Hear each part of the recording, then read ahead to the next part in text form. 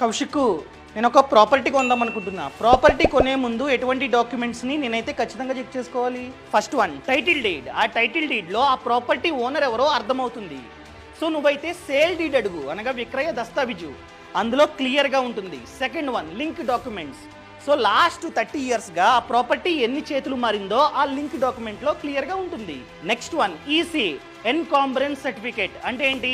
అందులో ఆ property owner ఆ ప్రాపర్టీని తనఖా చేసి లోన్ తీసుకుంటే క్లియర్గా ఉంటుంది. Next one, conversion certificate. For example, city బయట ఒక ప్లాట్ కొన్నావు, ఇంతకు ముందు అది అగ్రికల్చరల్ ల్యాండ్. ఒకవేళ ఆ ప్లాట్లో నువ్వే కనుక ఇల్లు కట్టాలంటే ఖచ్చితంగా కన్వర్షన్ సర్టిఫికేట్ ఉంటే మాత్రమే కట్టాలి, లేకపోతే కట్టకూడదు.